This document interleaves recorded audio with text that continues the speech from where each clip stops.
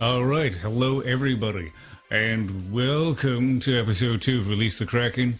As always, I'm still kind of new to this. It's a brand new show I do where I bring some generalized kind of video game news to you, both, usually a mix of bad and good. I try to keep it as positive as possible, but sometimes bad stuff happens in the gaming world, and sometimes it's the gamers doing it, sometimes it's the companies doing it, and sometimes it's the government doing it. It doesn't really matter. When bad stuff happens, it happens. Now, give me feedback anytime you want. I actually have the channels available in our Discord. You can join the Discord, and when you're in there and you reach level 1, which takes 5 to 10 minutes after chatting, you can type exclamation release the Kraken. It'll bring you in that channel. After every show, I try to toss the articles and the sources where I grabbed everything from in there so you can see the full story yourself and, kind of read it yourself, see maybe what happened after or before. Also, you can throw ideas in there. So if you find a news article where you're like, oh man, I'd love to see you talk about that, go ahead and toss it in that channel. But for now, I'm going to get started. So the first thing I'm going to talk about is Steam has a very hands-off moderation kind of ideal to them.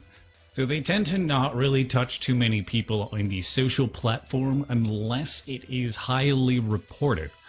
So if a certain user is caught stealing or lying or whatever, and let's say they are, doing a lot of false trades or illegal gambling with items on Steam on the side, or they're constantly harassing a certain individual with multiple accounts or whatever, and a lot of people report it, that's usually when Steam starts to step in.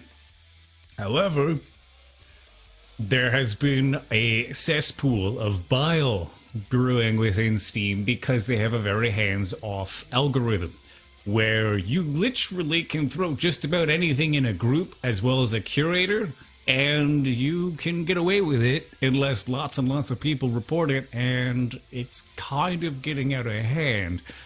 So I'm going to bring up the first topic image right here. Steam thing here. Wabam.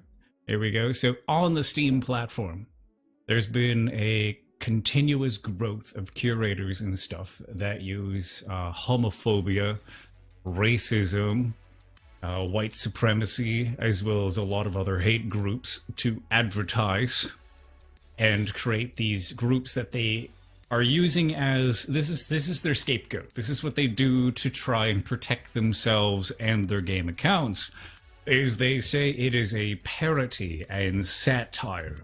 So when they create these groups that are called some homophobic / racist / anti-Semitic title with unicorns getting their heads chopped off in the logo and whatever, all this crazy stuff, a big description, they wait till the very end of the description of all this hate speech to be like, oh, by the way, this is satire and a parody. So if you take this seriously, you should go off yourself, or here's a wiki page on how to hang yourself and stuff like that. And in my opinion, it doesn't matter if it's satire or parody. If it's a hate speech, it's a hate speech.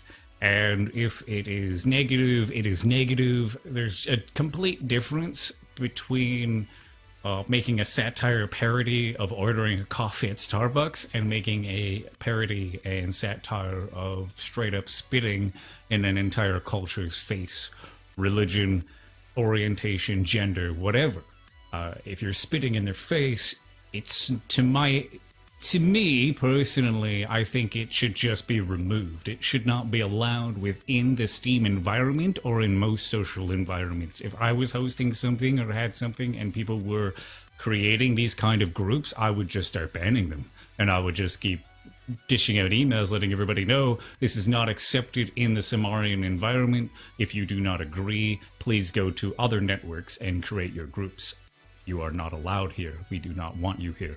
You're not one of us.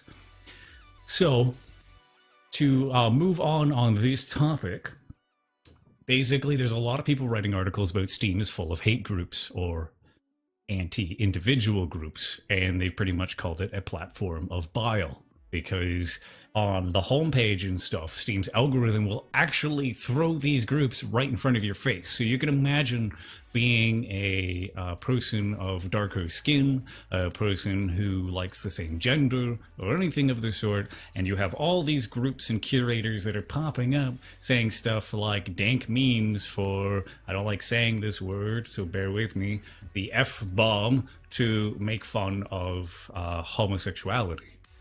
So you can imagine how that would make you feel, and then if you go to the group, they just have this little disclaimer at the bottom saying, oh, by the way, this is parody, so if you get offended, you're just like this pathetic SJW that should die. I'm not an SJW myself, but I do find that when people are hating on other people just for the kick of it, it is inappropriate behavior, and when it happens in Cimmarian, you get the boot, you get the banhammer. It doesn't matter who you are. I could have gamed with you for 2 years. If you come out saying that you hate people of color, and you're publicly announcing that and ripping on somebody of color, I will kick your ass out of the group. It's just that simple. I don't care who you are. If you're being a bad person, you're not welcome here. So, as the article reads, in 2014, Valve introduced a feature to help the 125 million users on its digital storefront Steam sort through the daily glut of new video game releases. Steam Curators, as the feature is called, allows groups or individuals to create pages where they recommend games. Motherboard, for example, can create a Steam Curator page where we'd recommend games we think Motherboard readers would enjoy. By the way, this article comes from Motherboard. To promote this feature and introduce Steam users to new curators they might enjoy. Steam now features 6 curators on the front page of its store. On Tuesday, Joe Parlock, I'll bring up an image involving this in a second, editor-in-chief of games website Let's Play Video Games, posted a screenshot that showed Steam was featuring a curator on the storefront named, mind you, I don't like this word, but because it's a part of the news, I will read it out loud. Dank means, I still don't really like saying it, but F-bomb regarding homophobia, people who hate homosexuals. So I'll bring that up right now, and you'll be able to see for yourself what Joe had to see when he was there.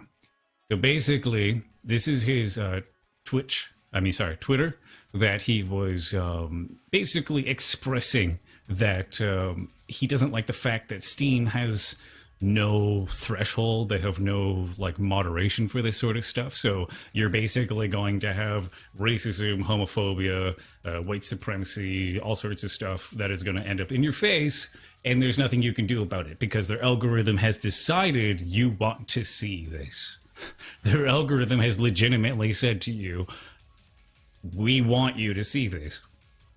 So he gave an opinion here of oh great, Steam promotes it.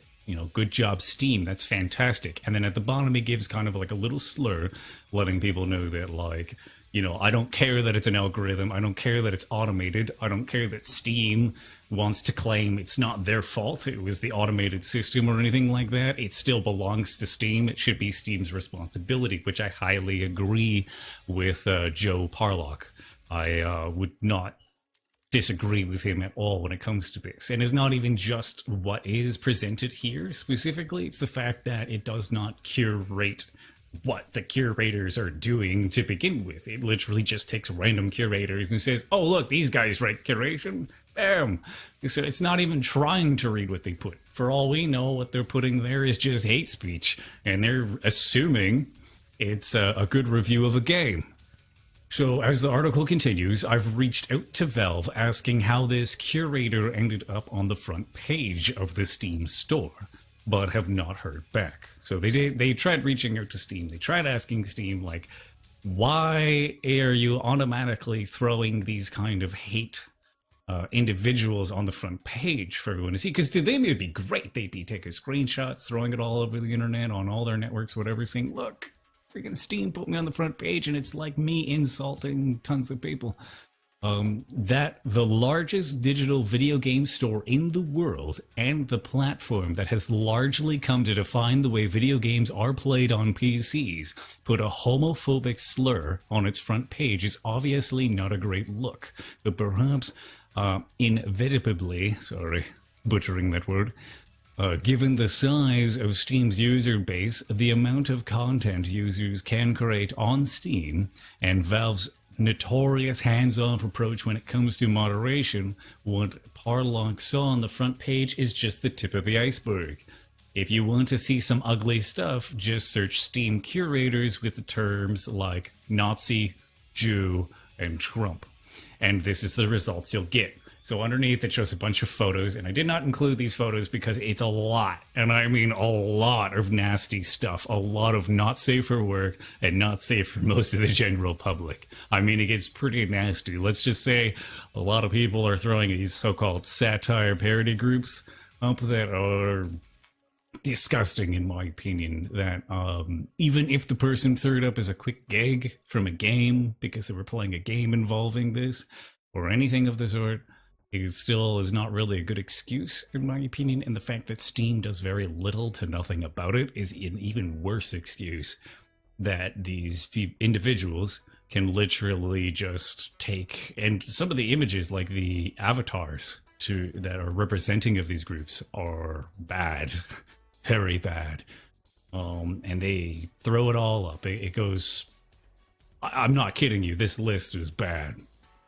So it says, I've also reached out to Valve asking why the Steam platform is filled with racist, homophobic, and anti-Semitic curators, groups, and other content, but have not heard back.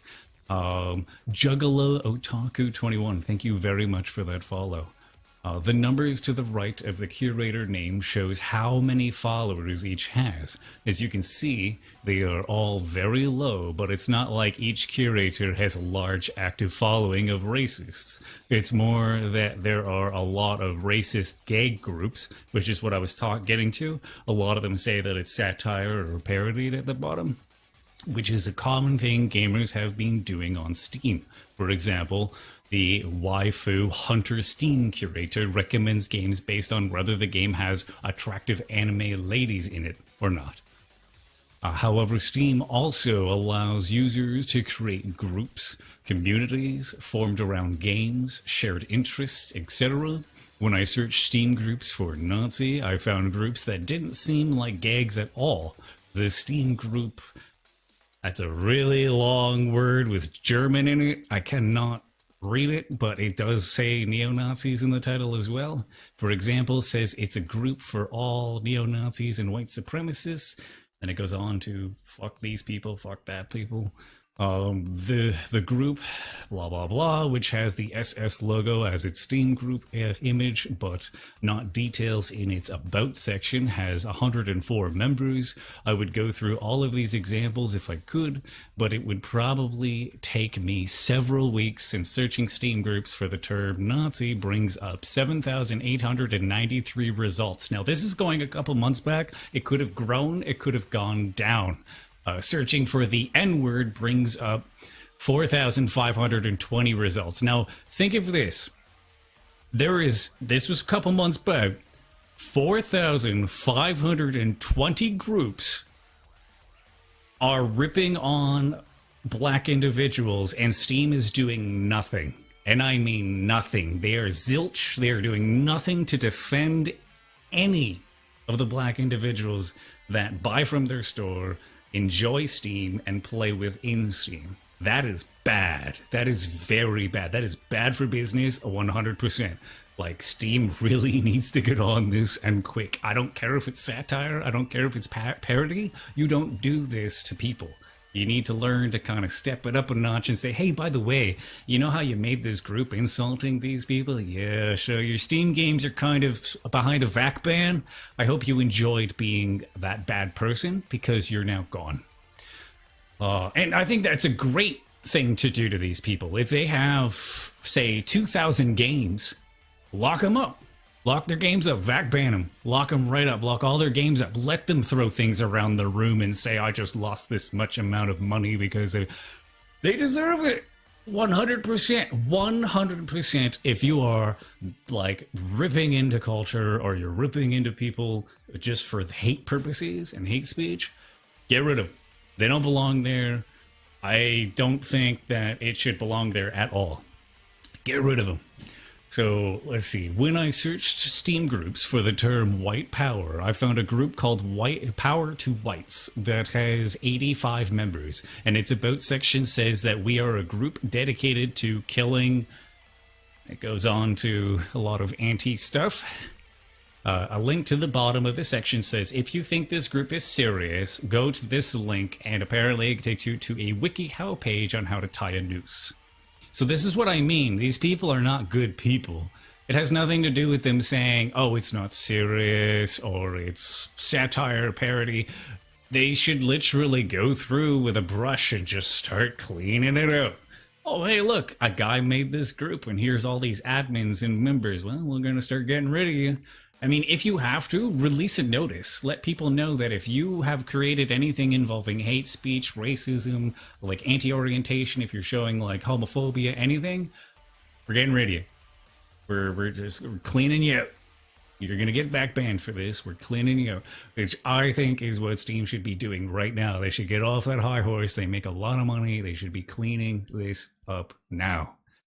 So the rules and guidelines discuss reviews and user-generated clearly tell users they should not flame or insult other members, and they can't post any content containing racism and discrimination. But it appears that Valve is not able to enforce these guidelines, which is some pretty serious stuff, because people on Twitch, for example, here, people have actually come to my stream on purpose to be racist, to be homophobic, and the list goes on, just to try and get me banned because Twitch enforces it. I mean, I try to put ass, all right? I've tried to put ass, like look at that ass or something in a Twitch clip. And it would be something silly, like I died and my guy's like head, like his legs ended up over his head, so all you can see is his ass touching his forehead. And I'd be like, look at that ass. Twitch stops me and says, you can't use this kind of language. There is bad words in your title. You can't do this, or in your description. Why can't Steam do that? If Twitch can do that, what's stopping Steam? Steam's got a lot. They've got a fat pocket. They got a fat wallet. They could enforce a lot of stuff like that, and they're not doing it. Twitch does it because I've seen it firsthand when I've tried to make clips. So I have to like use words like fanny. Look at that fanny. And then they leave me alone. They don't say, oh, it's bad, because they've stopped me from using certain words. And I've seen people try to get around it with like dollar sign. But ultimately, at the end of the day, they stop a lot of stuff just by throwing some filters in there, which Steam could be doing. Why are people allowed to use the N-bomb openly and there is no filter stopping it? I mean, at least on Blizzard, it shows stars if you have that filter on. Steam, you can openly say it to anybody, it doesn't censor it. I mean, it's a no-brainer. I don't understand. I'm like, my brain just can't comprehend why Steam is not even trying to attempt to make an attempt. I mean, an attempt. Come on, Steam. Valve, Steam, I don't care what you want to call them specifically, but it's Steam, the platform. And I am seeing what you're saying there, Mr. Longname. I will reply to comments once I get to the end of this. There is no surprising, given that Valve is known for its hands-off approach when it comes to Steam. We've previously reported on its lackluster customer service and its ongoing attempts to get a handle on review bombing and the increasingly unwieldy Steam store. So basically what they're talking about is there is a lot of gamers and stuff that if somebody like, say, PewDiePie, I'm not saying this because I have nothing against PewDiePie. He's actually a pretty nice guy. Let's say he played a game and he said, this game is trash, brofist, nobody should play this game. All his fans would witch hunt this game. Now, I'm not saying it happened with him, but I'm just saying in general, if there was somebody with a lot of influence, that's what they're talking about there, and they said this game is trash, don't play it, hate on it.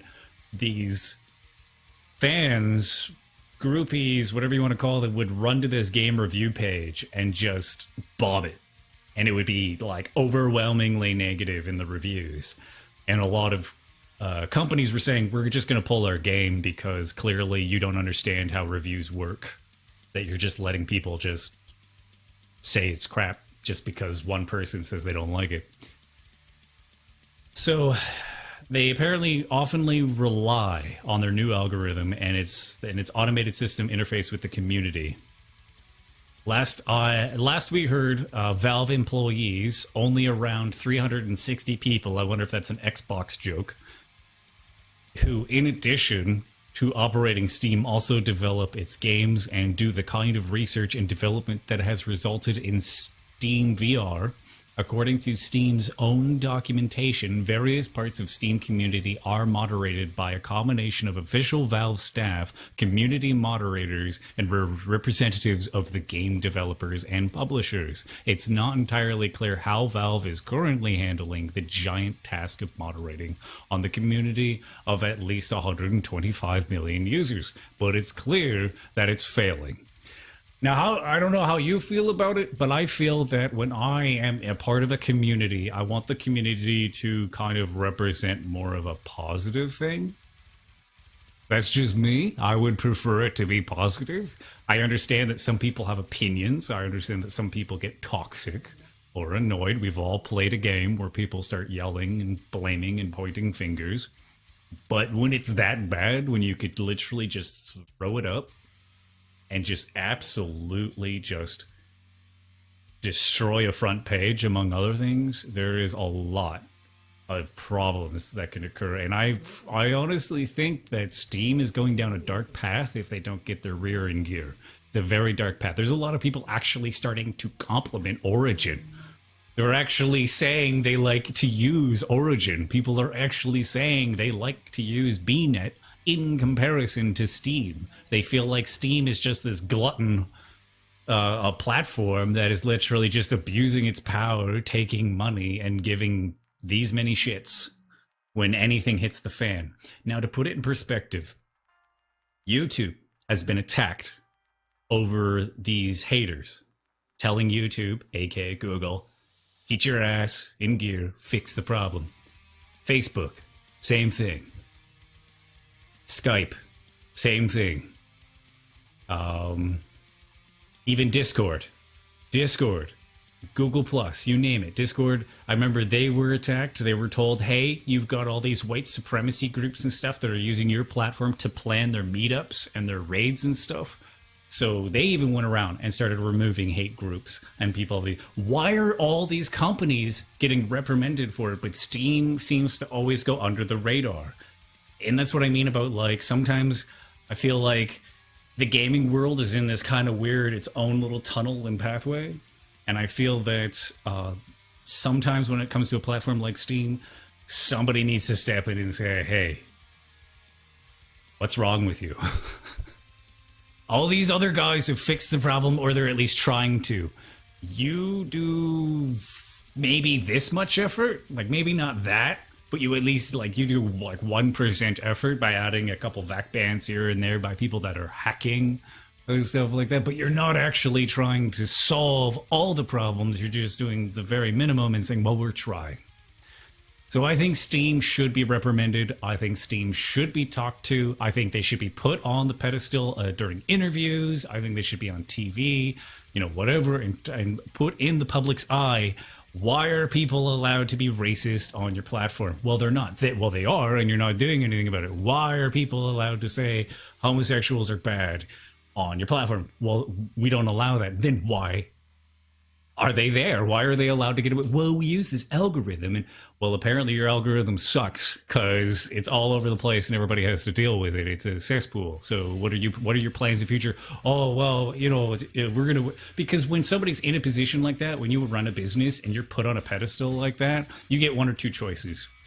You could be the president of the United States and you can basically tell everyone to F off, or you can be a company and realize, oh crap, now everybody knows and we have to do something about it, and we have to do something about it quick or we're screwed. So let's see what some of the comments are here. I mean, they should take racism off their platform. Absolutely. Like Mr. Logname says that they should, and I absolutely agree that. And it's not just that. Any type of hate speech, they should have at least, like Twitch at least has a filter, right? So if you try to type something like the N-bomb, it'll be like, no, can't use that word. Which is better than nothing. They may not be necessarily getting rid of that person, but at least they're telling that person that is not appropriate on our platform. And if you do somehow find a loophole, and we see it, we're going to get rid of you. So for Twitch person, Indie Bro, thank you very much for that host. I appreciate that host. That was very kind of you. So, as what Twitch person says, there was a YouTuber who got kicked out of a hotel for no reason, so he told his fans to flame the hotel, and the rating went from 4 to 2 in a few days. Well, that's what I mean. When people have that kind of power, it's very evil when you try to use it for your own gains. So I really feel like that people with these kind of... Because we talked about it on the last show last Friday with Rice Gum, because Rice Gum was using his influence to basically be like, hey, show boobs, even if you throw a little sensor thing over the nipples and you'll get views. So do it. Go out there and do it, because it works. It's great. And then all of a sudden, all these people are doing it. So I'm now technically past this topic. So I really honestly believe that Steam needs to clean up. They need a mop, and they need to clean this up, and they need to clean it up quick.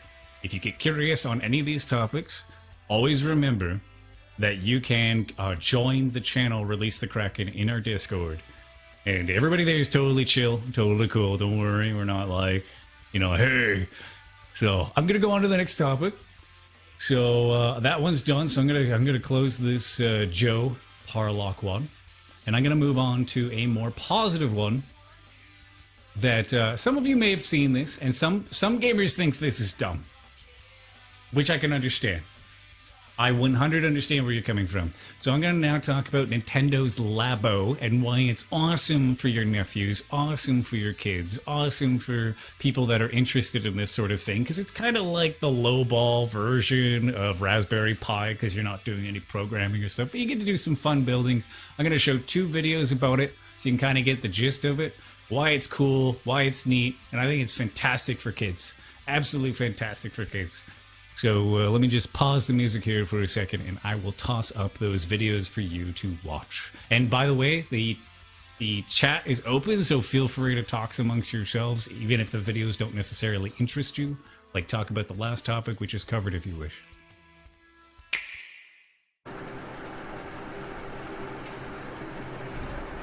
Now, I really like this idea, but I understand why a lot of gamers are like, this is dumb. Why would you charge people money for that? But for a kid, this is like Lego blocks for his Nintendo, in my opinion.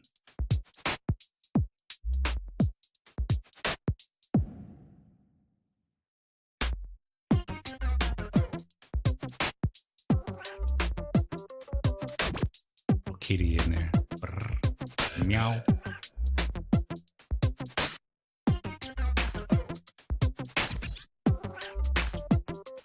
And I got some funny stuff coming too. This isn't just like a serious stream. I don't just bring up these serious things to trigger people. I have some funny stuff too, so don't worry. For example, like her, she's a fantastic player.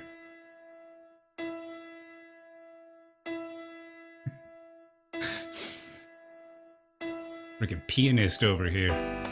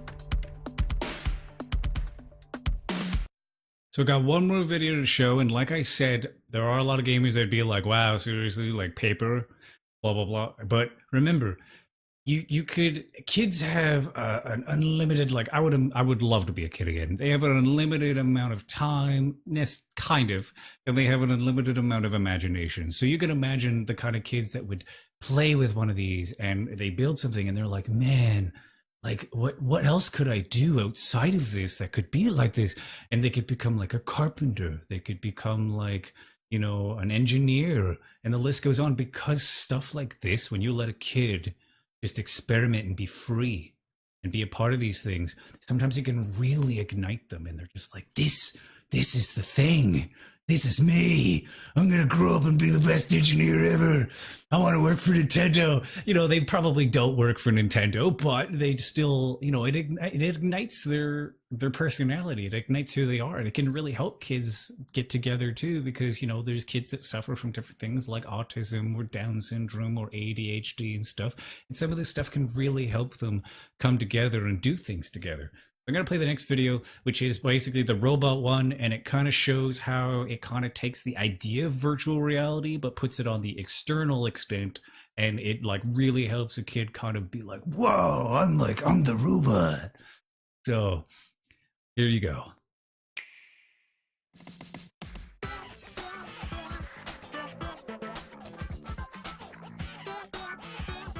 I love these tunes. Nintendo Labo Robot Kit.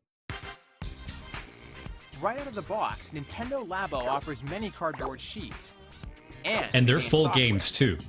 It's not just this little mini game. Cardboard toy controllers. They're full games. Toy-Con creations come in a variety of shapes with different activities to enjoy. But the Toy-Con robot is the most advanced of them all. The Toy-Con robot suit is wearable. First, wear the visor on your head. Strap the main body on your back, and your feet slide into the robot's shoes. Then, grip the robot arms, and you're ready to roll. Extend your arm to punch. Stomp your feet to walk. And tilt your body left or right to change direction. Pilot the robot? No, become the robot. To wreck buildings, cars, and spaceships? Demolish everything and go for a high score. Spread your arms to enter flight mode. As you fly through the sky, your enhanced view may lead you to some new discoveries. And if you crouch, you'll turn into a tank. You can even shoot beams. Lower the visor to enter first-person mode, where buildings crumble before your eyes. Huh? What's that pose? Giant fighting robot, anyone?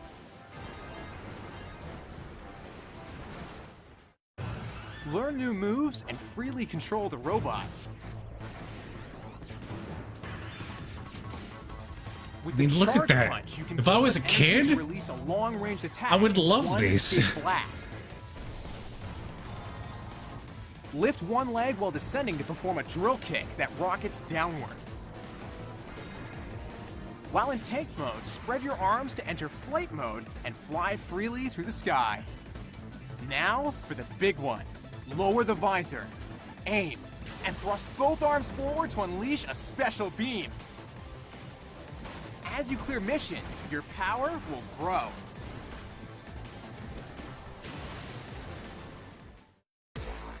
In the hangar, you can change the robot's colors by inserting tools.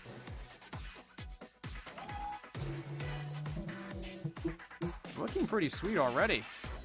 In Robo Studio mode, you can place your Nintendo Switch console inside the Toy-Con robot and make sounds as you move. Imagine the possibilities. Could you imagine making your dad do that? You'd be laughing as a little kiddo. You and a friend watching your dad like, look at me go. Who built you can't be like, Dad's so silly, he can't play this like me. Enjoy your Toy-Con robot to the fullest. Every mode, every moment.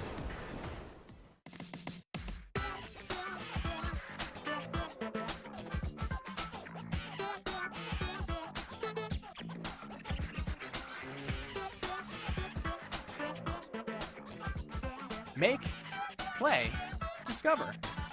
Nintendo Labo. That's what I initially mean, is like, I understand that a lot of gamers are kind of dead set against this kind of gimmicky stuff, which I 100% understand, but at the same time, if you're low on cash and it's something gimmicky that your kid will really be into for a while, because some kids, they're only into something for like a week, right? And you don't want to buy this big expensive plastic uniform for your kid that costs you what, like $150, $200, and then he's bored with it in a week.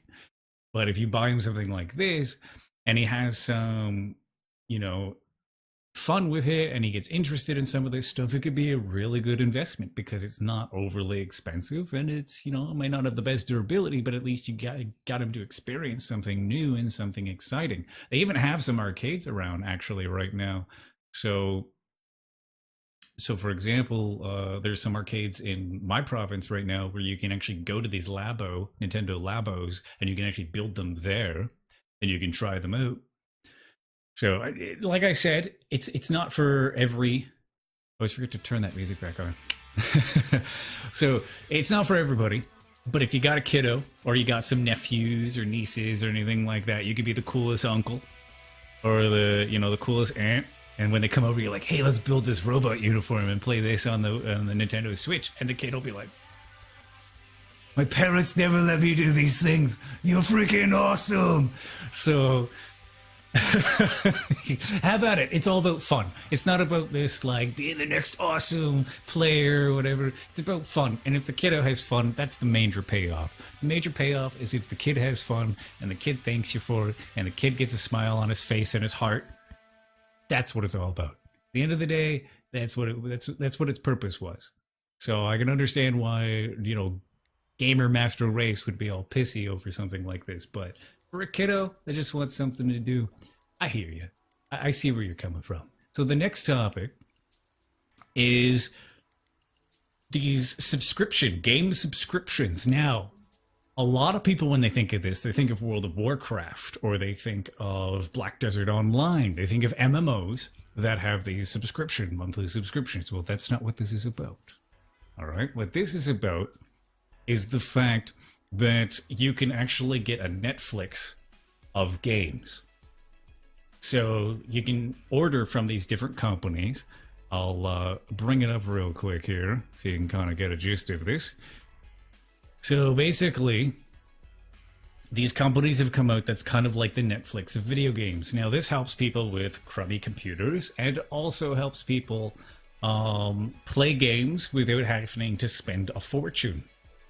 So what it lets you do is it actually lets you play games for a set price. So like, let's say the set price is $80 a month. Well, with that $80 a month, you can access all of these games for that $80.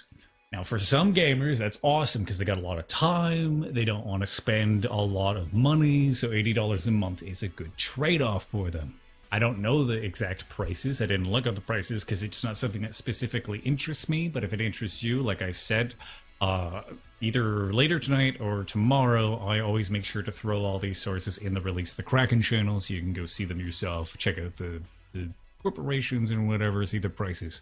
But ultimately, the idea of this is you can actually stream games to your computer from their cloud and play games. Now, I did a little bit of research, and apparently the latency is extremely low, and you can make it even lower if your internet's not that good. Now, the problem here presides in the resolution. So if your internet is crummy, quite often you'd have to turn the resolution of the game down in order to get a good gaming experience. So the trade-off here is if your internet access is okay to be able to stream HD Netflix, you're going to be fine here. But if you find yourself not being able to stream HD content and you get lag and buffer, among other things, then it's probably not the best option for you, and you're better off buying the games at full price and keeping them. Now, that's another trade-off with this service, is that when you have this sort of thing, you don't get to keep the games. So if you decided you wanted to play the games another time, you couldn't because you've stopped your subscription. Whereas if you owned the game, you could go back and play it again. So I'm going to give out a little jargon here about the game. It says video games have grown into a massive real-world business, bringing in $36 billion in revenue in the U.S. per year. In fact, the industry saw some 7,600 games released in 2017 alone, roughly 21 games per day. Those games may mean plenty of revenue for the industry, but staying on top of all the latest titles as they hit the shelves is an all but impossible task for even the most dedicated of gamers. Subscription commerce could be the answer to that problem. Game services like Jump, Gamefly, and Utomic, I'm assuming that's how that's pronounced, which resemble movie and television streaming platforms like Netflix or music streaming subscriptions like Spotify, are all betting on that. So basically, they're betting on the fact that in the future, people are going to basically opt for these services because they can play Overwatch, Diablo 3, the new Far Cry's, all that stuff, just by having a one-fee subscription as opposed to having to opt for $60 or $80 per game. So without these streaming services, users could waste hours researching games that ensure they get the best bang for their buck. Utomic and others like it allow users to leave the curation to the subscription platform, freeing them up to sample as many games as they wish rather than wasting time evaluating purchase decisions. According to Doki Tops, Utomic's CEO and founder, video game subscription services solve issues not only for gamers, but also for providers. He discussed his company's offerings and the state of subscription commerce at large in a recent interview with PYMNTS. I guess pimps? Saving gamers time and money, originally known as Kaledo, Utomic has initially designed as a service allowing gamers to play massive multiplayer online games in an easier fashion. It builds its platform to allow users to play individual games in segments via their web browsers. Tops explained, but decided to upgrade its business model following a shift into user expectations and demand. Utomic's platform now offers gamers access to libraries of hundreds of full-length games. So, initially, that's the idea of this.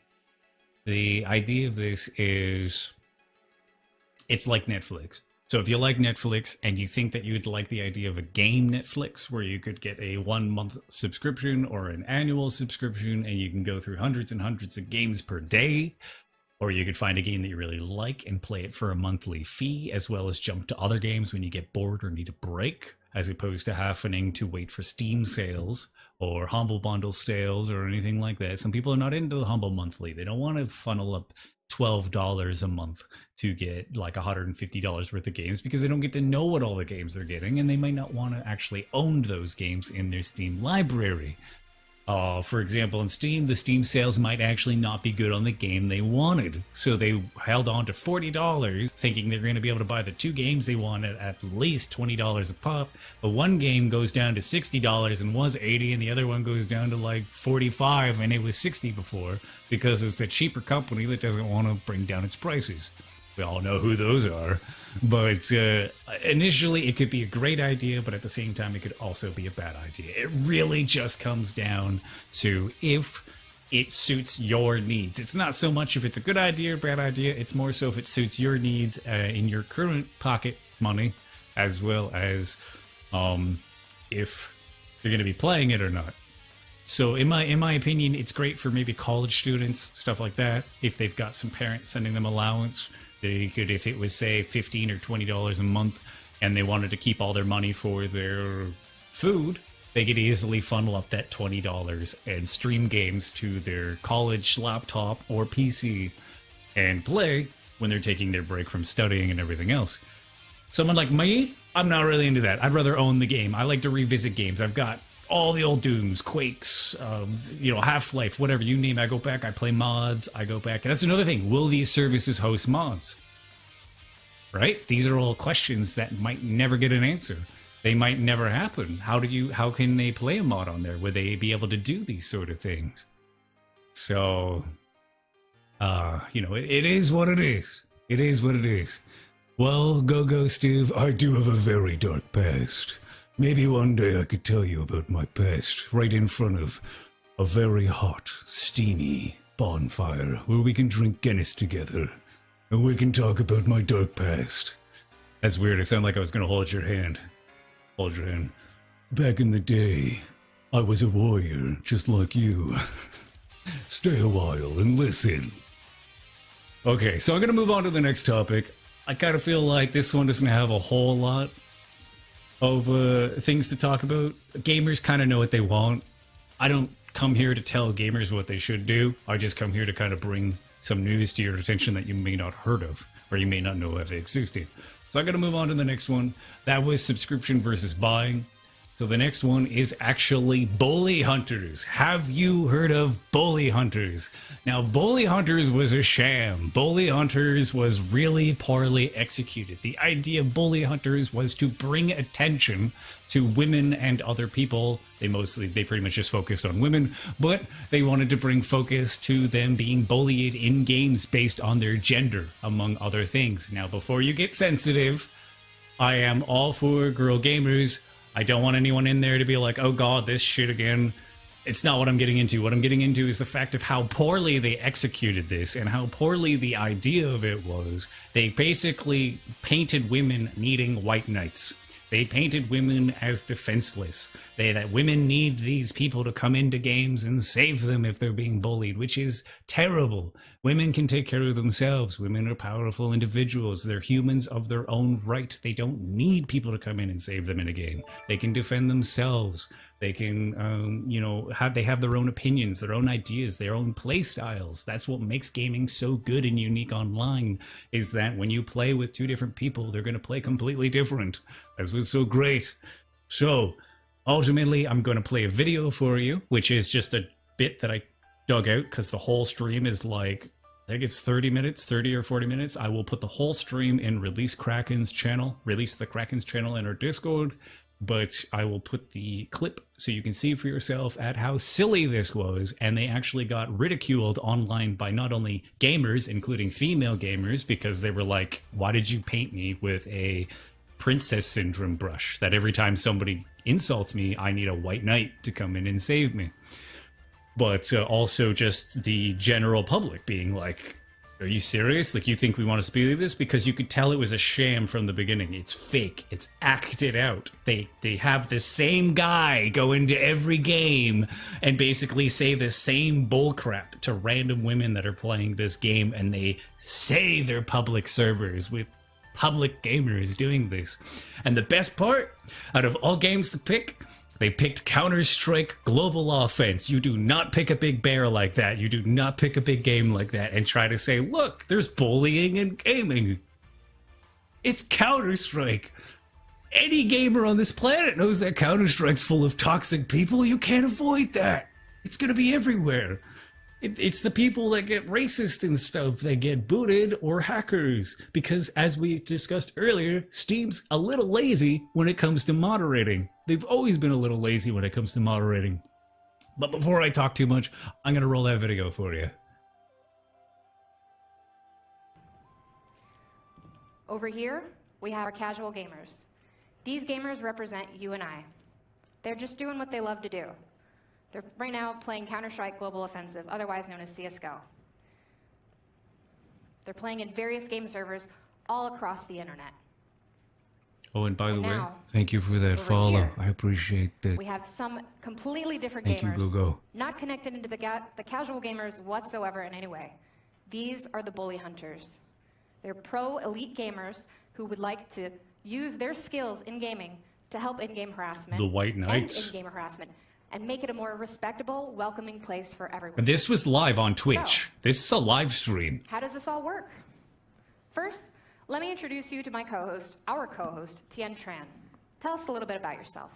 Hi, I'm Tien Tran. I too love gaming, but I am not involved in the gaming industry in any way. I represent the everyday casual gamer, and I'm going to Which help make is some being a today's part show of it. a little easier to understand for the non-gaming viewer. Here's a top-level explanation for what may happen. While our casual gamers are playing, they may experience harassment. When that happens, we'll be alerted. They'll also call on a bully hunter. A bully hunter will jump into their game and take on harassment head on. They'll hunt down and take out the perpetrator. You heard that correctly. Bully hunters will get these harassers where it hurts them the most, by beating bullies at their own game. Will it happen tonight while you are watching? We don't know, but odds are yes, since it's already happened several times in the past 4 hours. That's right. We've been here for the past 4 hours recording everything. Let's show you something that happened a little bit earlier today. Okay. Yeah, I'll check it control after. room, can you bring up that footage, please, and hit play? Okay, So we are looking hear at how the play staged from a this is. casual gamer, the Rose This is Thorn. so staged. Let's watch what happens. Take a look. Ba ba ba ba. You don't more learn how to play the fucking game properly. All that you still suck. I guess girls just suck at video games in general. Stupid whore. This is a type of harassment that over 21 million female gamers have experienced. Now, I'm not trying to say it doesn't was at this happen, moment because that it does we saw that happen. It was not just trash talking. Just they staged was it straight hard. harassment. So that's when the Rose Thorn, our casual gamer, decided to call on one of our bully hunters. What the Rose Thorn did in this case was use our new tool on her mobile device. We'll show you later how our tool works. But let's see what happens now. So the bully hunter has now been alerted and should be joining the game soon. I'll fix that pause after. right It there. happens to the best Now of us. zoom in to the bottom left I corner. sometimes misspell some It stuff says here our and Bully there. Hunter has just entered the game. See, Bully Hunter 77 has joined the game.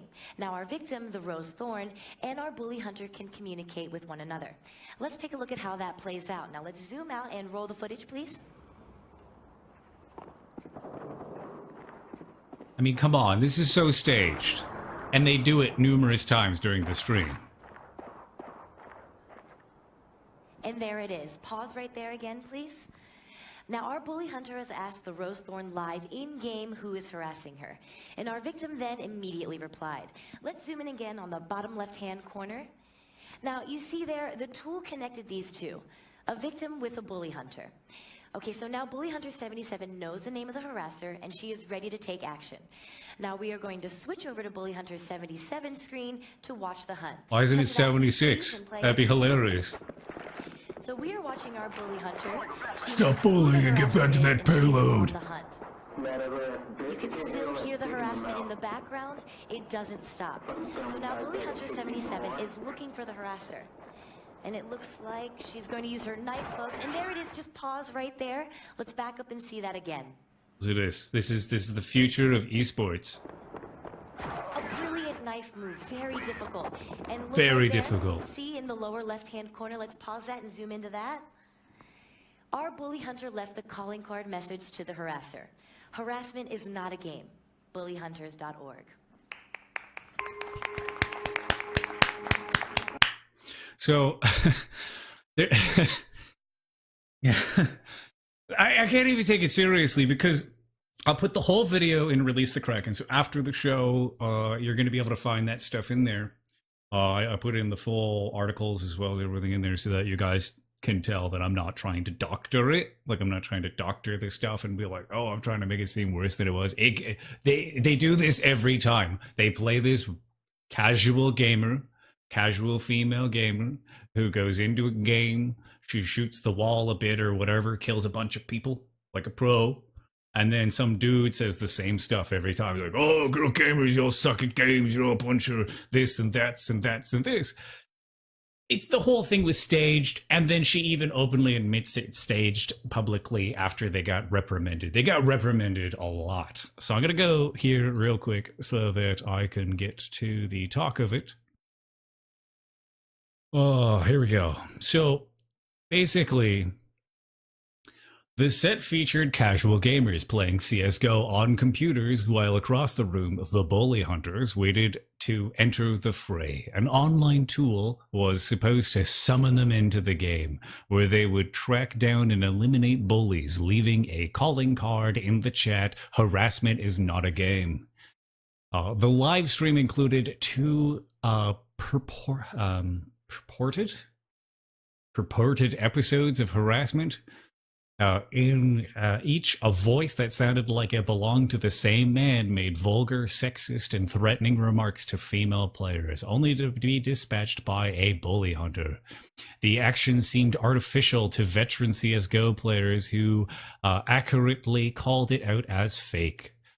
One of the live stream's hosts, Natty, I guess her name is, Natty Casanova, a popular gamer who goes by the handle Zombie Unicorn, later said she flubbed a script line meant to emphasize that the footage was staged. Now, I watched it. I'm looking at it and I'm like, she openly says, you saw it in the video, she openly says, over here we've got casual gamers that are in servers all over the world. You know, they're just these random servers. And then over here we've got our bully hunters, and these bully hunters are going to be spanking harassers this whole time. They just have to contact them through the phone app. You know what I mean? And it's just, how do you flub that? How is that a flub? How is it a flub? I don't understand. Like, that whole remark made no sense. It's like, oh, by the way, I forgot to mention it was staged. Whoopsies. So we would 100% agree that the key message didn't come across. Taylor said our intent was never to mislead anyone. It was to point out this is what could happen in the real world. But the damage was done. Online sleuths looking up gamer profiles revealed that a victim and a bully hunter appeared to be the same person. Others picked apart the statistics on harassment presented during the live stream. PewDiePie, a YouTuber who is the biggest celebrity in gaming, was particularly unsparing. In the video viewed more than 3 to 5 million times. I talked about PewDiePie earlier. A lot of people give him a bad rap, but he's actually a nice guy when it comes to gaming and the gaming community. He does try his best. Like, I know a lot of people hate him and they're all like, PewDiePie. I get it. You don't like him, but you don't have to like him. He still is a decent guy when he chooses to be a decent guy. He blasted the organizers and the participating companies, saying they were exploiting a serious problem to sell gear, which is true. During the stream, they were basically like, bullying exists. We're going to stop it.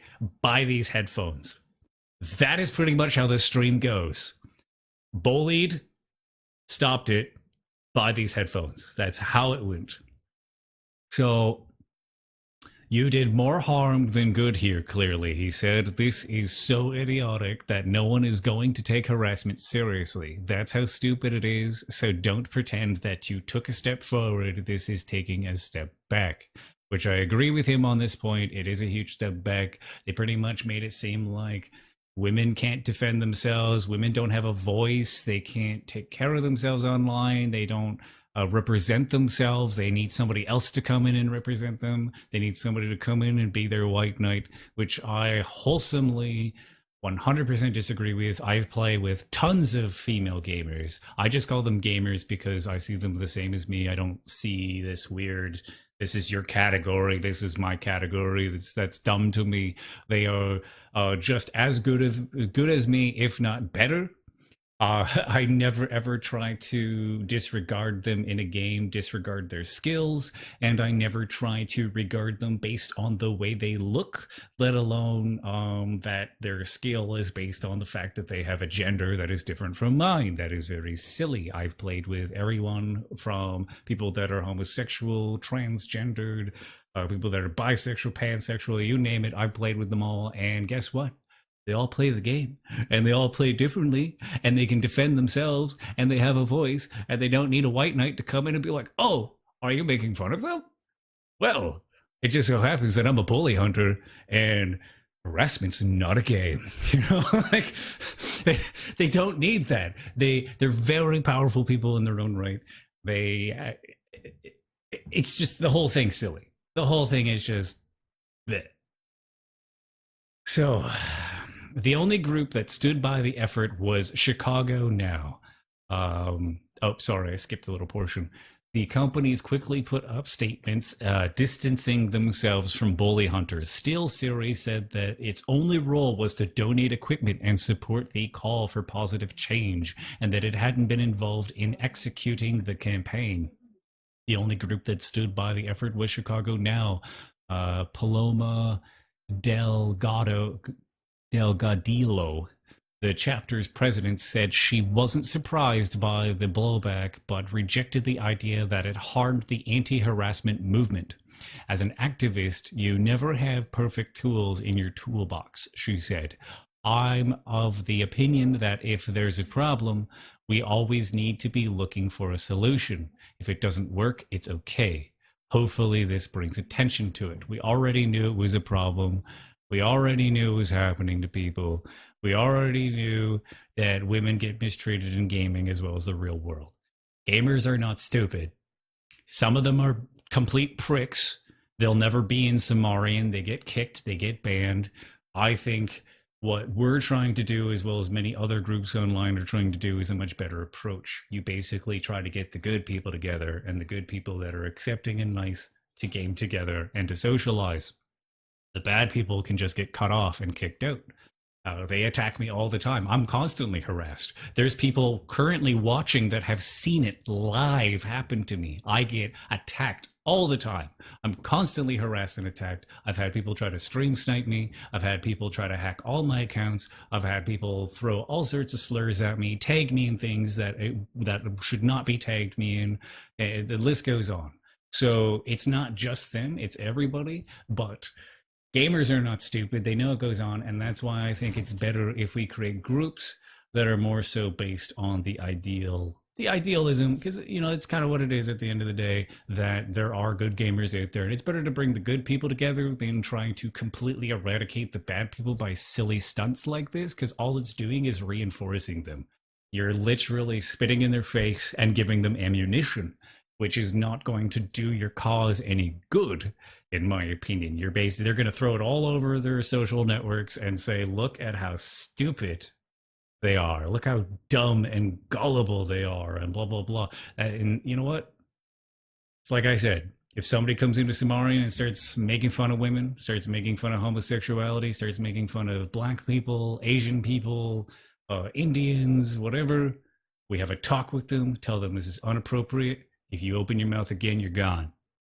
It's just that iron fist. You're gone. We do not handle that very well. I keep forgetting to turn the music back on. You're done. So the dramatic music comes in. You're done. I will release the Cracken on you. And my tentacles will banhammer your ass out of there. So anyways, they do talk about better approaches. I'm not going to get too much into that. I kind of put my own 2 cents into that. It's just basically talking about the barrage of criticism they got and how pathetic it was to put this staged event on and everything else. So I'm going to move on to the next one. And like I said, this has nothing to do with bashing women. This has nothing to do with bashing the idea of stopping harassment. It's more so what I do. For example, I've met a lot of streamers this way, as well as a lot of other gamers. Even like Saint right there said he's seen it, for example. He openly told me that, the only reason I stuck around is because you were like the first person for me to game with in a while that was just simply not a douche or a dick. You are actually just a guy wanting to have fun and be nice.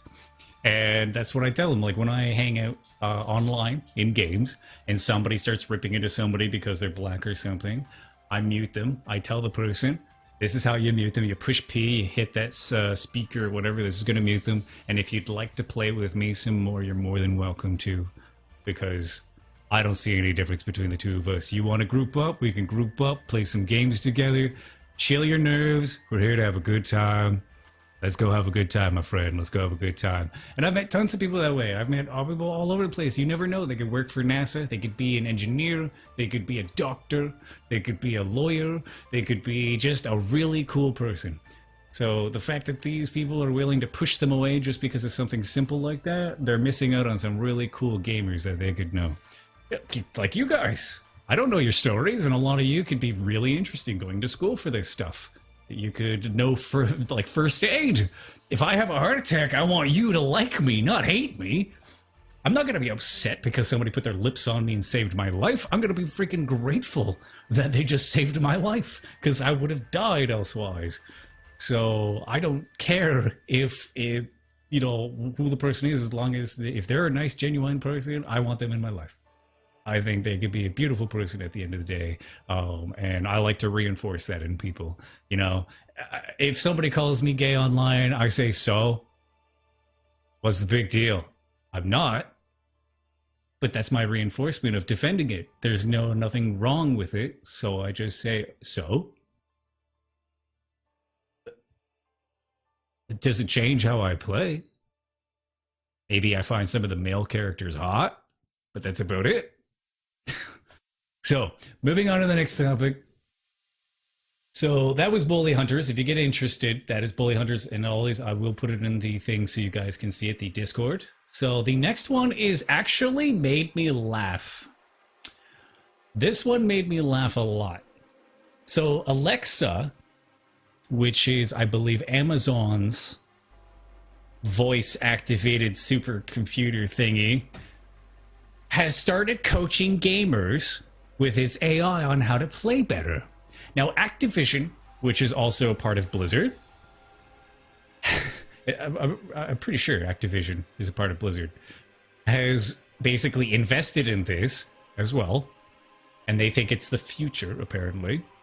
So basically, when you do play a bad game, the idea of this is when you play a bad game, you can say to Alexia, hey Alexia, what did I do wrong, and how could I improve my skill? And it talks back to you, telling you what you should do. To me, this is crazy. I would never do this. I would never just stop for a second and be like, hey, little speaker box, how can I push the payload better? I would expect a remark like, don't miss. If you're shooting at somebody, you don't miss. So this technology made me laugh. I was laughing so hard when I was watching this. It's not going to do the same effect to me now. That's why I kind of feel bad that I have to pre-review stuff just in case. But this made me laugh. Just like I have another one. That's why I said I throw some comedic stuff in there and some lighthearted stuff in there so people don't think I'm just being like this SJW or something focusing on negative stuff. There's a lot of good stuff that happens in the gaming world and a lot of funny stuff too. And to me, this is one of the funny things. Other people might not agree. They might think this is great technology, cool technology, because it gives them someone to talk to that isn't going to sass them. I think it's hilarious. So let's get into this so you can see it. Just get there where you hide it. Come on. There we go. Face. Alexa, ask Call of Duty, how'd I do last match? Let me break it down for you. You got clobbered. You were in last place on your team, and you collected a score of 25.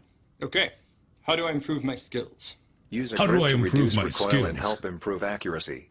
Try Hustle for your basic training perk, and arm yourself with a lethal like a satchel charge. Got it. What division should I use? Now you're asking the right question, soldier. The ideal division for you is airborne. Copy that. I'm going in.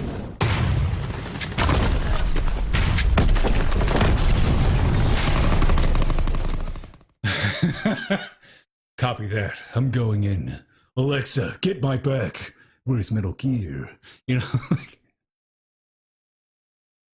I couldn't take it seriously. I cannot take that seriously. I'm sorry. If I was playing with somebody, and especially at their house, if I was just like jamming playing games and then like they lost to me, and then they were like, hey, Alexa, how can I beat my opponent this round? I'll be sitting there like, you do realize it's going to tell me too, so I'm going to know what you're going to do. He's like, oh yeah, but I just want some pointers because, you know, apparently I'm not playing as good as you, so I want to know how to beat you. Okay. And I think it's just like, try throwing more Hadoukens and maybe a couple more Shoryukens because his high game was very powerful. So you're going to need more screen control. So make sure that you get, you know, do more uppercuts or whatever. So I'm going to be on there so like, all right. Hadouken. He's gonna be like, what the hell, you're not trying to jump kick me? I'm like, yeah, because Alexa just told me what you're gonna do. Hadouken. Now I'm just being a dick. Hadouken. You know, the whole idea behind this, they have this whole write-up about how it's going to help gamers who just simply can't wrap their head around their shortcomings. So I think what they mean is they're talking about those people that, say, play Widow in Overwatch and they're not getting headshots. They're only getting like 5 kills a match and everyone's yelling at them, telling them to get off of Widow. They're not helping. They're never getting on the payload, et cetera, et cetera, et cetera. So I think that's who their aim is, but those people are not going to use this. They would never use it. Their ego is so far up that they'll never, ever ask Alexa for help. They'll never. Because I've played with these people. Yesterday, there was actually a couple of people who were watching my stream while I was playing Overwatch, and there were so many toxic people. And Tracer, we had this one Tracer that kept dying and would blame our supports and would blame our team, and our supports completely stopped healing this Tracer, and he was a complete dick. Like, he literally just told everyone off constantly, and then he went quiet when I peeped up, because I peeped up and I said, hey, everybody, I just want you to know you're doing a bang-up job. Just try your best. It's the most I'd ever ask of you. You're healing enough, and you're playing the best you can. If we don't win, there's always a team better than you. There's always somebody better than you. There's no such thing as a game master, because there's always going to be somebody better than you. And he shut up for like 10 minutes. He said nothing until he like died again for like the 4th time. And then he's like, can I at least get heals once? And, you know, I just held it back because I'm like, this guy, clearly he thinks he's a Tracer god or something. So basically, ultimately, I think that's what their aim is those people. So I have a little here. So the first part is Activision. Activision is betting on AI video game coaching to drive success. They are putting their coins, they're throwing their money at this as far as I can tell. So Activision's bid to use artificial intelligence, machine learning on Amazon smart speakers to make people better video game players. Only supports Call of Duty World War II right now, but the pilot program will be expanding. I really hope they don't put Overwatch into this and start trying to get people to use it for skins and stuff. So they have like, because imagine if they threw a skin, right? Or they started throwing Alexa in the game. So you could get Alexa like voice lines. You know, maybe it's an announcer or something. Gamers are going to rip into your product. They're not going to like it. They're going to just rip into what you're doing.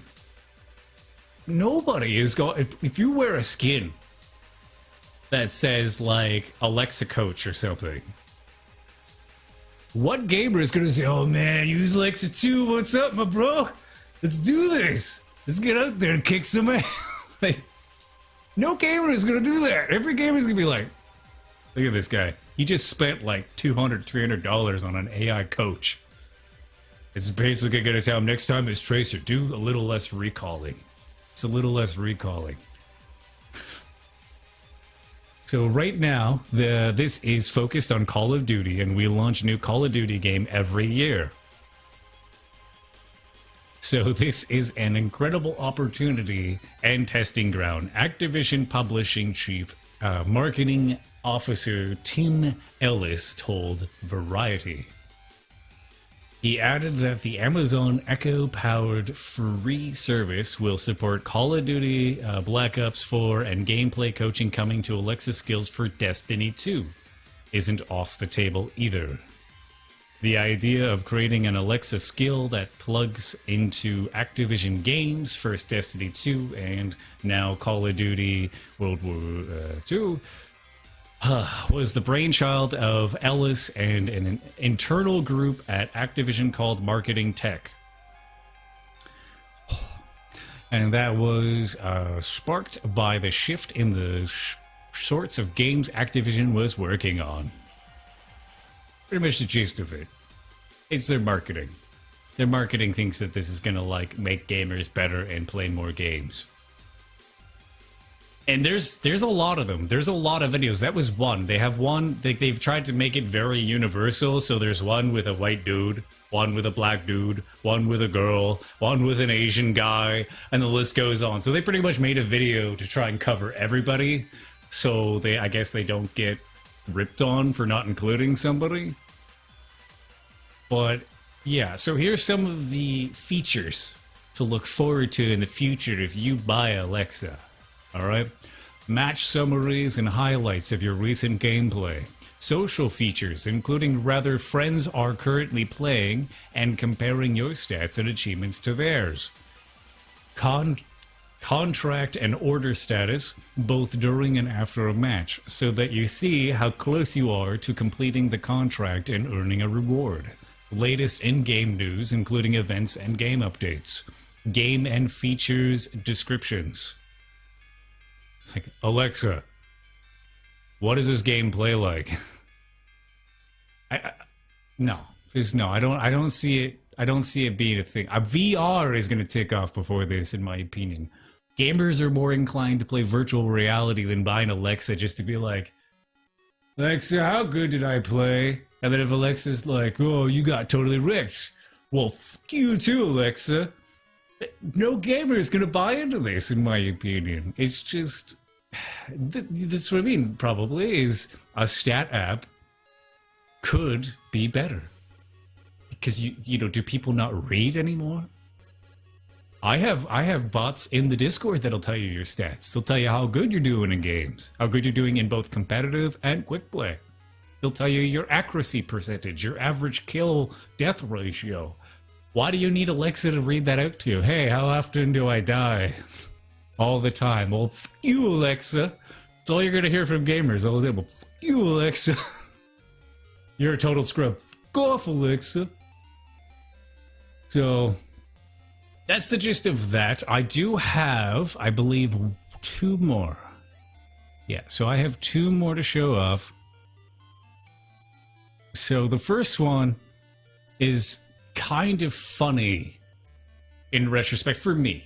All right, so doctors are now coming forward saying that America, namely America, has a gaming addiction problem. And that anyone who is American that currently plays games, especially if you're a teenager, you're at risk and you're basically pushing your friends, family, and your health to the side just to play video games. You're even choosing not to sleep and eat, play video games. So they're actually trying to enforce rules to force people to stop playing games. Also enforce rules to stop people, apparently, from shooting other people because they play games, among other, apparently, video game addiction, I guess, side effects. So, I'll read a little bit of this one. This one is a bit more normal. It's more so focuses on kiddos and teenagers as opposed to apparently people with depressive problems that apparently if you're depressed and play video games, you're going to hurt people. Apparently. So, more teens are being treated for what researchers are calling Internet Gaming Disorder, or IGD. Research and patient visits over the past few years have some doctors believing gaming addiction is a legitimate problem. They wake up in the middle of the night to game, or they don't go to sleep because they are gaming. They are on the internet and cell phone, they're ditching school, and they're not doing their homework. It leads to lots of conflict at home and arguing, said Dr. Christian, Director of Addiction Services at Denver Health. Dr. Thorstone said he first started hearing concerns about gaming addiction problems 5 years ago. Patients came in saying they couldn't stop being on the internet. What started as simple texting on cell phones years back has now evolved into multiplayer games where people can play against other players around the world across their gaming consoles, computers, and phones. Now, to be fair, everything's done on the internet. I've tried to go into places asking them if they're hiring, and they're just like, you have to go check our website. And you have to apply through our website. And you have to have an email. And blah, blah, blah. And everything's online. Taxes, online. Applying for jobs, online. Like, half the interviews are online. You have to go on Skype and talk to somebody over Skype or in their little secluded testing area or whatever online. So to just basically wrap this up as everybody's staying online all the time is kind of BS in my opinion. There's a lot more to the internet than just gaming, ladies and gentlemen. So first of all, that's kind of a bad point. I don't like the fact that they're kind of trying to say, you spend too much time on the internet. It started with texting, but then once you realize you could play video games, that's the only reason you're on the internet all the time. To me, this just feels like a little bit of a scapegoat to try and get that bill in again to control your internet services. The recommended treatment for patients with internet gaming disorder, or IGD, is 90 days away from the devices or technology they developed an addiction to. So imagine if you needed a job, and you needed to apply for jobs, and you weren't allowed to apply for a job for 90 days. 90 days. You're not allowed to apply to that job because you're addicted. You gotta back away. You're addicted. Don't apply for jobs. American Healthcare, 2018. So, after that time, doctors said patients can be reintroduced to what devices they couldn't leave alone to see if further treatment is needed. So basically, it just goes on about video game market. You know, a video game that hit the market last fall called Fortnite is pulling in teenagers by the millions. The game growing in popularity is so addictive, many teens can't put down their controller or phones. Dr. Thorsten said, teens ages 16 to 17 are the most at risk for developing gaming addiction, citing studies showing 5.5% of teens having problems using the internet too much, and males are 5 times more likely to develop the types of addiction than females. I'm not trying to be lewd, but I think we know why they're on the internet, and it's not just Fortnite. I'm not trying to be lewd, but if it's mostly dudes, they're probably not just on Fortnite. They might leave Fortnite up so that they can tell everybody, oh, I'm just playing Fortnite. But it's probably not just Fortnite. All right? I'm just going to be honest. It's probably not just Fortnite. So, apparently this new research is basically blaming internet gaming for all sorts of social awkwardness, your inability to talk to people, your inability to be a part of things, and basically they say a new research showing internet gaming can light up the center of the brain that addictive drugs light up as well. So basically they're saying that games have the same, or can potentially have these same effects as cocaine and heroin and whatever else, crystal meth, etc., because gaming's a drug. In America, gaming is now a drug and you're addicted. So basically they're just talking about common pathways that are too much like the abuse of substance. So they're now saying that you're basically biologically training your brain to be addicted to drugs by playing video games.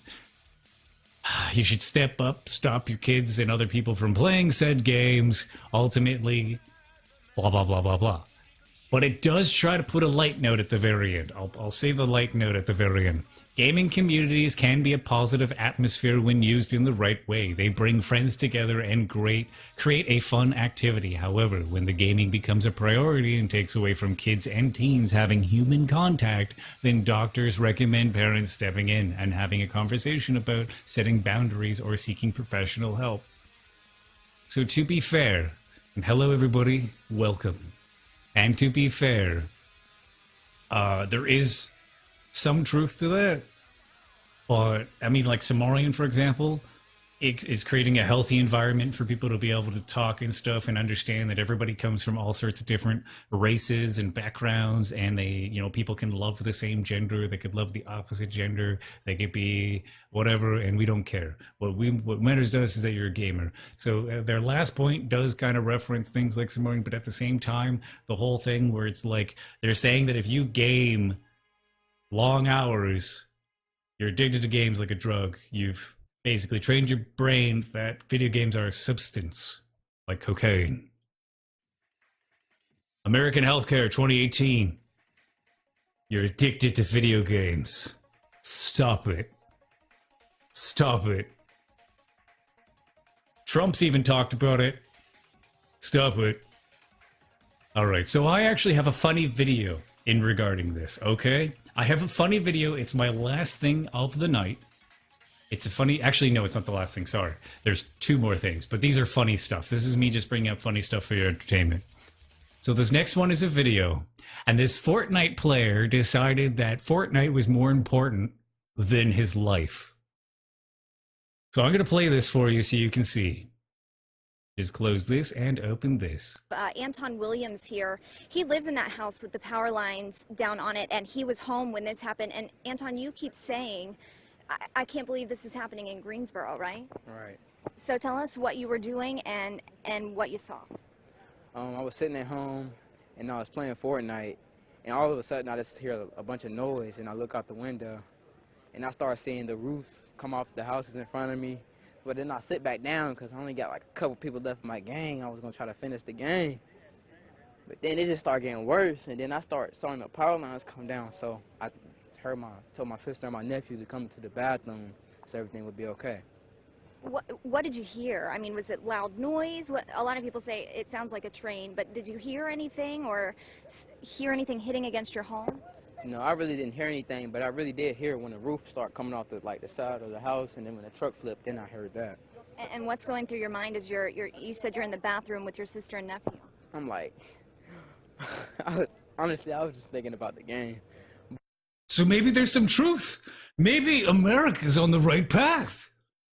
Maybe they're on the right path, because apparently Fortnite's more important than your life, and in a theory, the life of other people in your home, because here's a tornado. Oh man, my neighbor's roofs are coming off, and a couple cars are coming by. Maybe I saw a moo cow come by. It's okay, I gotta figure, there's just a couple people left, I gotta kill them. You know, I can't hurt my rank and stuff. You know, it's all about the game. I gotta get in there, man. I got a health pack, bunch of gold rocket launcher, gold freaking scar. I'm good to go. I gotta build this fort. You know, like, F you, tornado, F you, you ain't taking my game away. Yeah. And then, I started getting a little worse. And then I noticed the sounds when the roof came off, and then a car, like a truck flipped over. Then I noticed, and I was like, maybe I should stop playing and protect my family and take them to the bathroom. But I still wanted to get back to that game, man. That could have been my game into the pro gaming league. That could have been the one. But this tornado. God damn tornado ruined it. American healthcare, they're on the right path. You're addicted to video games when you're willing to try to win Fortnite when there's a tornado coming to kill you and your family. If there's a tornado coming to kill you and you're willing to keep playing the game, you're either one hell of a trooper or you're addicted to video games. Listen to American Healthcare. 2018, you're addicted to video games. I threw that one in there because it made me laugh. This person's like, oh no, tornado, better play quicker. So I've got one more, which is kind of funny. And the one more is that basically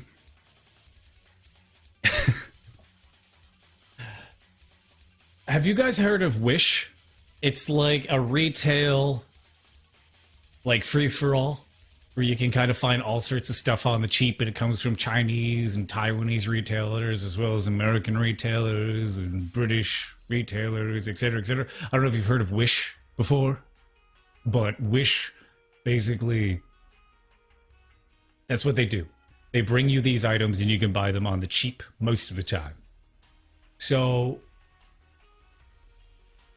what happened to Wish is and don't laugh, at least try not to laugh, because I have to try not to laugh. Wish put a penis ad on kids' games. All right, these were PEGI 3. These were games like, Candy Crush type deal. These were games that little kiddos are playing at the doctor's office, at school, in the comfort of their own home. And this was animated. Animated penis all up in this kid's face. And it's got full stars. Because, full stars. It's a great product. That's why Wish is advertising it. on games that are Peggy 3. It's meant for everybody. And it is a penis strap to make your penis grow. It's a penis enlarging strap. And they put it all over these games. I don't know why they thought it was a good idea. I don't know why they were curating it. Apparently, let me read it real quick here for you. But what went on with this apparent penis strap, I guess. Let me see if I can get to it here. I think I might have closed it. I have a feeling I closed it here. Looks like I might have. That's that. Doctors. Which, oh, here it is. I found it. It's the last one. So here, I'll give you the shindig of it. Penis extender strap advert appeared in video game app. The Advertising Standard Agency has reprimanded online retailer Wish.com after a graphic advertisement for a penis extender strap appeared on a video game app used by children. All right, you can imagine your little kiddo is like, "Hey, Dad, what's this? Kind of looks like you have to get out of the shower with this like a device." So, according to the ASA, the ad was seen on the 26th of November 2017 and appeared within the game app 2048 and Crazy Cake Swap, both of which had a Peggy 3 rating, meaning they are suitable for all ages. The ad also featured on TV remote app Peel Smart Remote. The ASA said the ad featured an animated image of a penis above a second animated image of an extender strap being applied to the penis.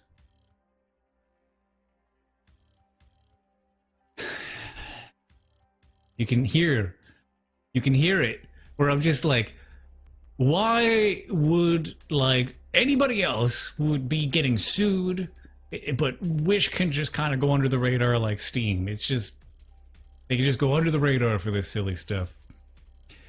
It is the third time in 5 months, Wish.com, a San Francisco-based company, has been found to have breached the UK authorities' rules. In each previous case, the retailer has failed to respond to the complaints.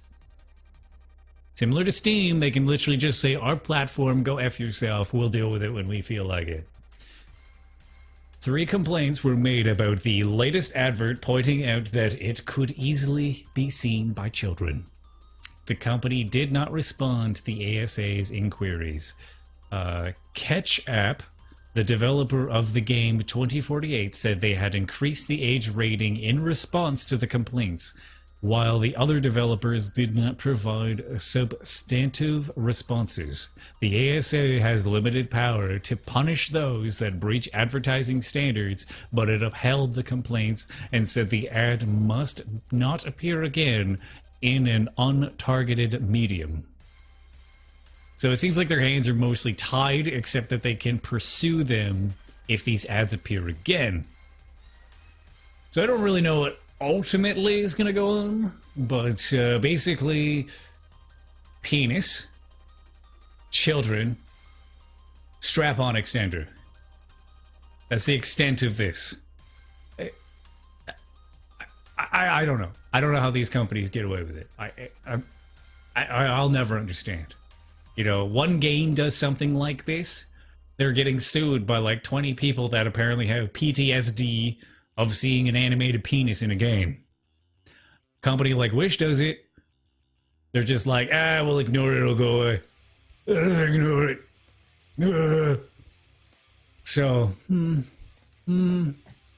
anyhow, that's pretty much the gist of today's episode, which is great. I think it went a lot better than the first episode. Thank everybody for coming out. You didn't have to. There is no reason for you to come by. I have new followers. I got a host that was all fantastic of all of you. I'm so happy that you enjoyed the show. I'll be doing this every Friday, hopefully. Things come up. Sometimes maybe I won't be able to have a long show. Maybe I only find 3 articles that are worth saying, so it's very short. But I do game during the week, so if you're into that, you can come by, say hi while I'm playing games. And community, check out Cimmarian. So this is our Discord.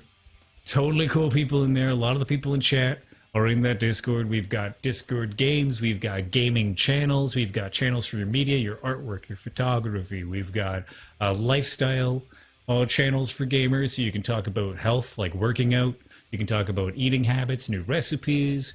You can talk about school. We've got a school channel. We've got literature channel coming, a whole bunch of cool stuff constantly. And we let the community drive it so the community can say, hey, let's get a channel here if that's cool. So, and also on top of that, we also do monthly events. There's the events link. We do monthly events. Right now, we only have 2 main events that we're doing, but we plan on growing. We have multiple Cimmarian streamers that play games. And the first event, which is this weekend, so the second last weekend of every month, streamers play together. So the Cimmarian streamers can get together for the Cimmarian Streamer Shindig, play the same game, get their viewers to mingle together, meet new Cimmarian streamers, etc., etc. Random game gets picked, and then the very last weekend of every month is the community gaming weekend. So all weekend you can go into that channel, join that channel. It's Heroes of the Storm this month. You can exchange B names. Sounds weird saying B names. I guess B tag, battle tag, I guess it's called. It's not a Blizz tag, right? It's a battle tag, whatever. You can exchange that, talk to people, see maybe they want to play comp, maybe they just want to play practice quick play. That's what it's there for, so that you guys can mingle and have a good time. We have more things in the future. This is a brand new show. This is my second episode. This will keep happening. The other show is called Gaming with Crack, because I'm gaming. Come by, say hi. And then we have new shows in the future. I plan a long charity event. I don't have details to release yet, but I will be doing a charity event where I'll be raising for children. These could be children with cancer, lupus, you name it, if they are sick. My goal is to raise lots of money for them. And then the other show in the future is still kind of secret, but basically it's going to educate you. Educate you. It probably won't, but, you know, the goal is to educate you. So, ultimately, I know that's the funny part. Remember, we've got penis. Censored penis, but we got penis. So, Cimmarian's just about having a good time. I'm Crackmaster K. Cimmarian's not a fan club for me. It's a community that I've created for awesome gamers that want to get along and have a good time. So, this concludes my my episode. I'm going to roll the credits. Stick around, because I am now going to try to find somebody to raid if we have any Cimmarians live right now for me to raid on Twitch. So stick around, and I will roll the credits right now. Here we go. Bam. Bye-bye, penis. Bye-bye.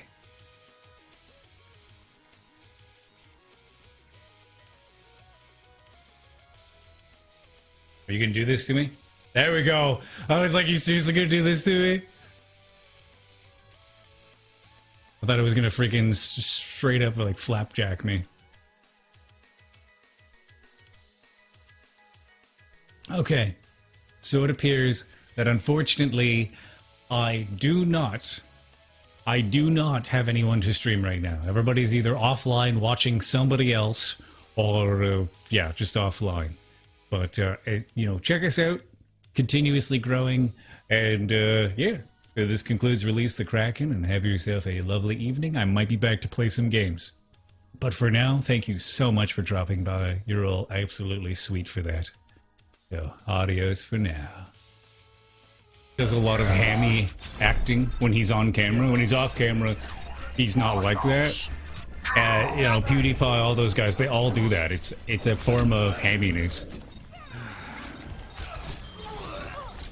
I will eat all of you! I will eat all of you! I am angry! You have released the Kraken, and the Kraken is angry! Sorry, I had to release the Kraken there. I will kill you, for I am Hanzo, the world's awesomest, awesomest archers, even though I use a sword for some reason.